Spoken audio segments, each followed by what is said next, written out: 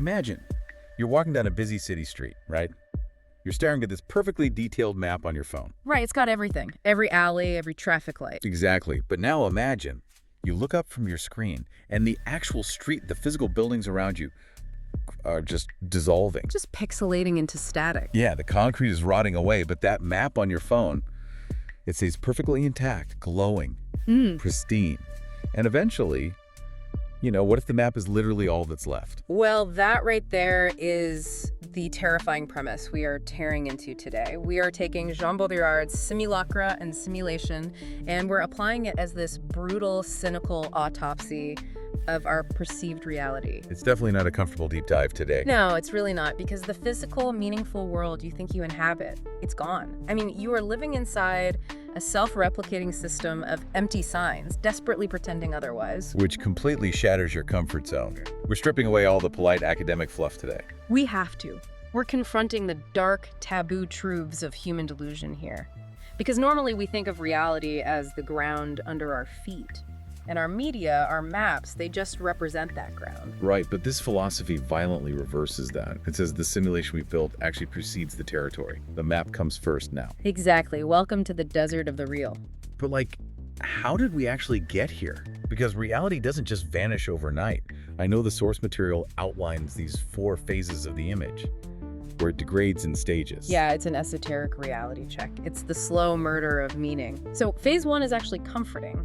The image is a reflection of a profound reality. Okay, so like a painting of a king or something. Right. It represents a real person with real power. It's what he calls a good appearance. Makes sense. And then phase 2 is where the deception starts, right? The image masks and denatures reality. It's an evil appearance. Yes, exactly. Think of state propaganda. Like a government lying about a war. They're distorting the truth, but there is still a real war happening underneath the lie. Right, but phase 3 is where the ground just entirely falls out from under us, because in phase 3, the image masks the absence of a profound reality. Wait, masking an absence? Yeah, it plays at being an appearance. It's pure sorcery. Okay, hold on. I need to make sure I actually grasp this mechanism, because masking an absence is a total mind bender.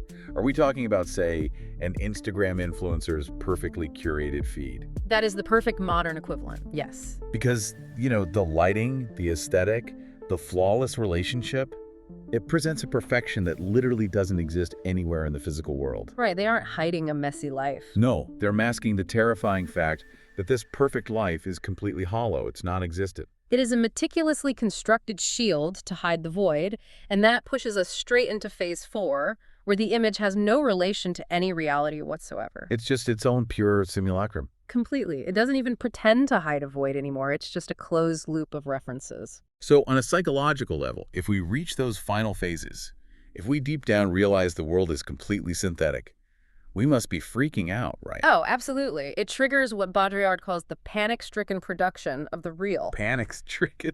Wow. Because reality is slipping away, so society becomes obsessed with authenticity. We develop this absolute fetish for lived experience, for historical roots. Vintage artifacts, true crime, reality TV. We desperately manufacture reality to hide the fact that there is none left. Which perfectly explains those bizarre preservation examples from the text, like the obsession with exhuming the Ramses mummy, or the Tassade tribe in the Philippines. The Tassade story is wild. It is. The government finds this isolated Stone Age tribe and immediately just cords them off in a virgin forest, a massive glass coffin of jungle, basically, to protect them from contact. But we don't put Ramses in a climate-controlled museum, and we don't put the Tassade in a reserve because we actually want to save them. We do it to simulate an origin myth for ourselves. An origin myth? Yeah. It's anti-ethnology.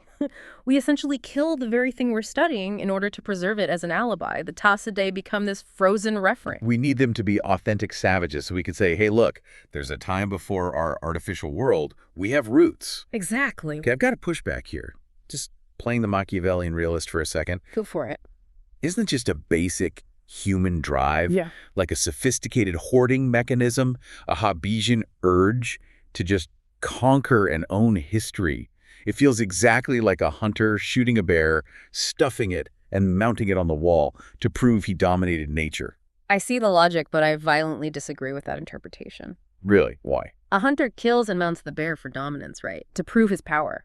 But our society museumifies history for the exact opposite reason, out of profound existential terror. Terror of what? Weakness. Complete weakness. We are terrified that we have no original substance. We don't mount the stuffed animal to show we conquered the forest. We do it to desperately prove to ourselves that the forest even existed in the first place. Oh. Because our own daily existence feels entirely synthetic, weightless. So we use history as an alibi. That's dark. But if we're that desperate on a psychological level, how does that manifest in physical spaces? Because I hit the concept of Disneyland in the text, and it completely threw me. Disneyland is the ultimate Phase 3 simulacrum. How can a theme park be a deterrence machine, though? Okay, so when you walk in, it presents itself as an imaginary world, right? Pirates, spaceships, cartoon mice. It loudly declares, I am fake, I am childish, I am a fantasy. Right. But the brutal mechanism here is that it only does this to trick you into believing that the adults waiting outside in the parking lot in Los Angeles, in America, are real. Wait, so it manufactures this hyper-concentrated childishness inside just to conceal the fact that true artificiality is everywhere on the outside. Precisely. Los Angeles isn't a real city. It's a network of unreal circulation. Images, cinema. Disneyland acts like a giant waste treatment plant for the imaginary. That is an insane metaphor. By drawing a sharp boundary and saying, hey, the fantasy is strictly inside these gates, it injects a fake contrast to save the reality principle of America outside. So you leave the park and you think, okay, back to the real world. Completely oblivious to the fact that the real world is just as simulated as the Pirates of the Caribbean ride. That is incredibly unsettling. Our physical spaces are basically gaslighting us. I see. But scale this up for me. From theme parks to massive societal systems, politics, if spaces are alibis, is our political system an alibi too? It is. And this brings us to the deconstruction of the Watergate scandal, which is probably one of the most taboo, controversial ideas we'll discuss. It strips away all our comforting moral outrage, doesn't it? The premise is that Watergate wasn't a scandal. It was a simulation of a scandal. Exactly. Let me clarify this mechanism, because the text neutrally outlines a really harsh critique of both the left and the right here. It argues that capital, the underlying system of money and power, is a monstrous, unprincipled mechanism. It has zero moral contract with society. None at all. So when the Watergate break-in happens, the left reacts with massive moral outrage. They demand justice, hearings, resignations. Right. But the text says that by treating the actions of capital as a scandal, the left actually plays directly into the system's hands. They do. Because by demanding justice and holding up this mirror of moral equivalence, the outrage injects a fake dose of political morality into a dead world. Right, because denouncing the scandal is basically an homage to the law. If everyone is furiously demanding Nixon resigns, it implies that the presidency usually operates on truth and democratic principles. Which completely hides the terrifying truth that capital operates totally outside of morality. This system needed Watergate. It needed a sacrificial lamb. Just to make us believe the law still exists and can be cleansed. It's a manufactured crisis. The outrage masks the reality that power itself is an empty shell. Okay, I'm challenging this one hard. We are talking about actual history here. Watergate involved real prison time. And what about the assassinations? The assassinations are part of it? But JFK was killed in broad daylight. There were real attempts on Ford and Nixon. Aren't these just competing factions vying for genuine power? I mean, people are dying. Someone has to be steering the ship. That is a psychological defense mechanism. Believing someone is in charge. Yes, even if they're evil, it's comforting to think someone is steering. But the brutal truth here is that power is already dead. It floats without a center. So why kill the Kennedys? The Kennedys were killed because they actually incarnated a mythic political dimension. They still had a lingering reality of power that the automated system could no longer tolerate. So the system purges actual power and replaces it with what? With simian caricatures, mannequins of power. Just actors reading a script. Exactly. Nixon, Ford, everyone that followed, they are generated by an automated system, and those staged or highly mediatized assassination attempts, they're desperate efforts to make power look like it still has a mortal stake. So we hallucinate these struggles. We obsess over elections to avoid facing that we're ruled by an empty, amoral system with no captain. The alternative is too devastating. If politics is just a simulation of power, where is this being broadcast? How are we buying it every day? This leads to the cultural autopsy part of the text, mapping this onto modern media. The Loud family experiment from 1971 is the perfect example here. The absolute birth of reality television. They filmed an American family uninterrupted for 7 months, and the producers proudly claimed, we capture raw reality. They lived as if we weren't there. But the profound, unsettling truth is that the camera's presence was the only reality. It generated the behavior it was supposedly documenting. Yes. And this completely shifts the dynamic of surveillance. The old idea of societal control was the panopticon. The government is the central guard tower, and we are the inmates in the cells. A one-way mirror where they watch us, and we're terrified into obedience. But the panopticon is dead.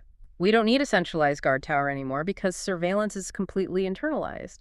Now, you are the model. You perform for the camera even when it's not there. You no longer watch TV, TV watches you. Which makes perfect sense with how we endlessly document our own lives now. The media actively generates reality. And that brings up one of the harshest equations in the whole text. Information equals entropy. It's devastating. Because we're taught that information is communication, right? Yeah. Gathering facts builds meaning. But Baudrillard argues the exact opposite. How does more information equal less meaning? Think about a 24-hour news network or a bottomless social media feed. They constantly bombard you with breaking news, polling data, crisis alerts every 10 seconds. It's just a wall of noise. The media does not produce meaning. It exhausts it. It is a continuous bombardment of disconnected signs that just numbs your brain.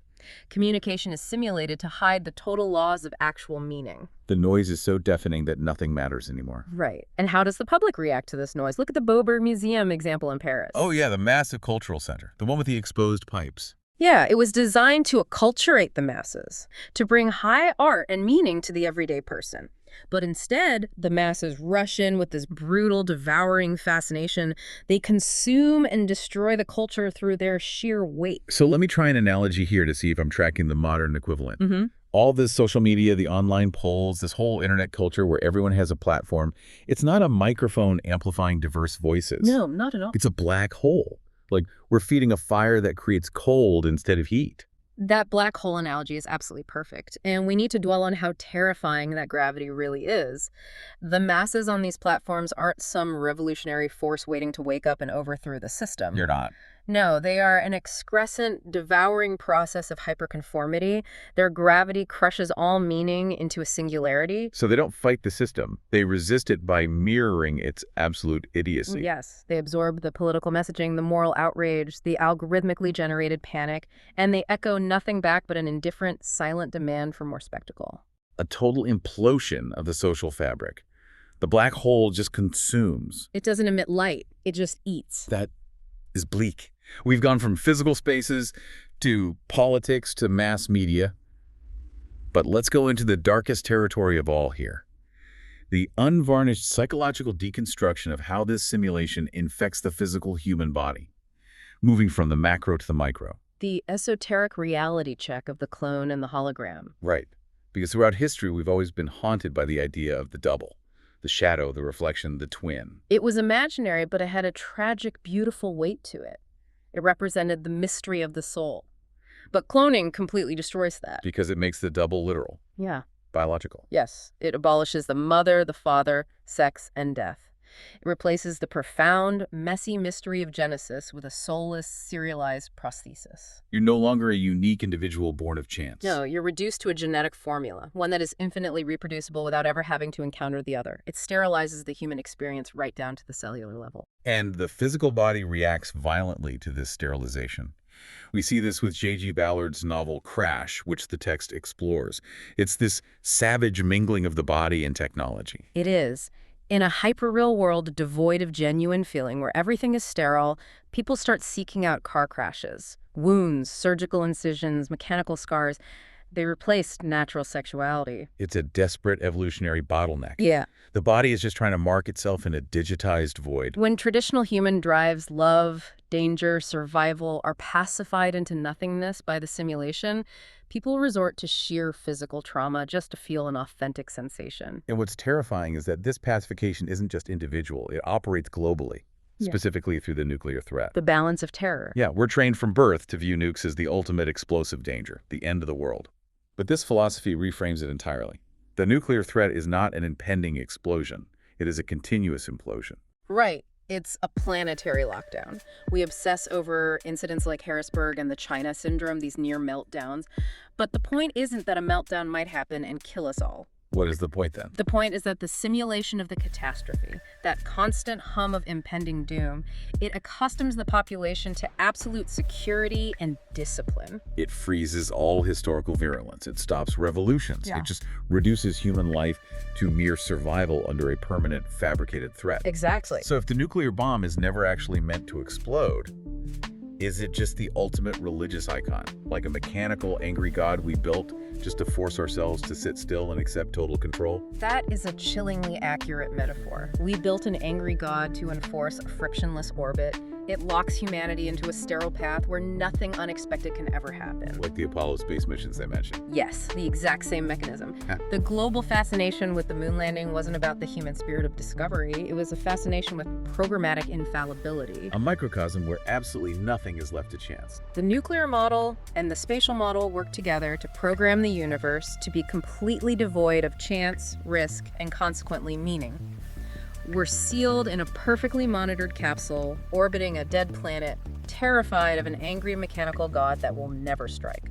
Which means we really need to pull these threads together into an unforgiving look at our future. If we accept this radical horizon, we have to completely abandon that optimistic Hollywood idea of a collective awakening. There's no waking up from the Matrix. Because there's no real world left to unplug into. The desert of the real is already here. The trajectory is absolute saturation. We are heading toward a techno-feudalism defined by total inertia. The human being is slowly being reduced to a mere terminal for genetic and digital data. Just a node in a network. A network that no longer even needs us to function. The system has absorbed its own death and just continues to operate autonomously. We are, quite brutally, the spiraling cadaver of a society that died long ago, but simply refuses to stop twitching. And that brings us back to you, the listener. We started this deep dive by warning you this wouldn't be a comfortable ride. You tuned in today to gain knowledge. You wanted to extract nuggets of truth from these sources. You wanted to feel like an autonomous, well-informed, subject-mastering, complex information. But what if your very desire to consume this audio is just the ultimate symptom of the simulation we've been describing? What if, by seeking meaning in our voices, you were just acting as another terminal, feeding the melancholic, entropic machine? We are producing speech, and you are absorbing it into the void. Perfectly disciplined, perfectly pacified. Are you actually learning anything about reality? Or are you just simulating understanding in a world where truth no longer exists? Let that sink in.